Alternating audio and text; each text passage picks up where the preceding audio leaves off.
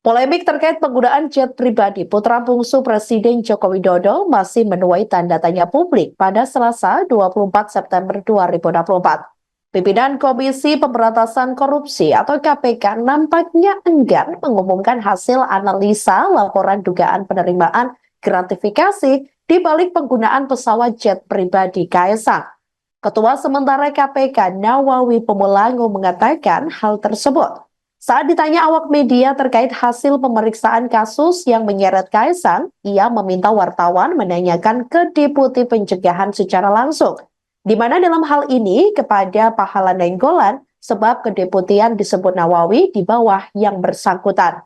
Diberitakan sebelumnya, KPK berencana mengumumkan hasil analisa pelaporan dugaan penerimaan gratifikasi dalam penggunaan pesawat jet pribadi Kaisang. Hal itu disampaikan oleh Deputi Pencegahan dan Monitoring KPK Pahala Nainggolan pada Senin 23 September 2024 lalu. Pahala mengatakan Senin lalu Kedeputian Pencegahan telah mengirimkan hasil analisa laporan yang dimaksud kepada pimpinan KPK.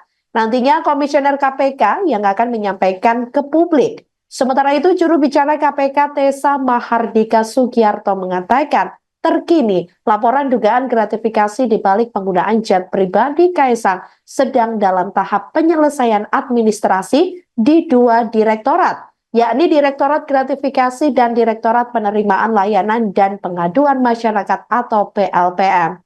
Sebelumnya diketahui, Kaisang telah mengklarifikasi terkait dugaan gratifikasi jet pribadi yang ditumpanginya ke Amerika Serikat pada Agustus 2024 lalu.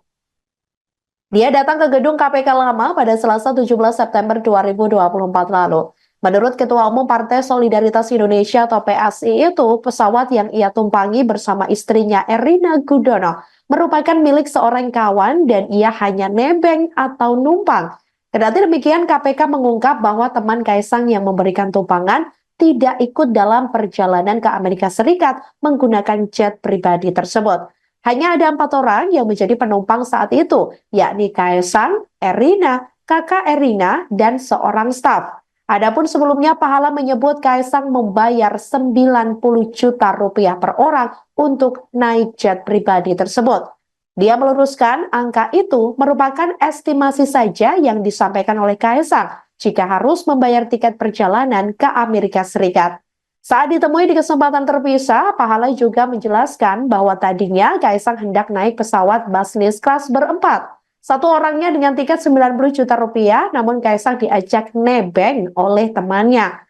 Saat melakukan klarifikasi, Kaisang menyebut jet pribadi itu adalah milik temannya berinisial Y. Tak dijelaskan lebih jauh terkait siapa sosok Y tersebut.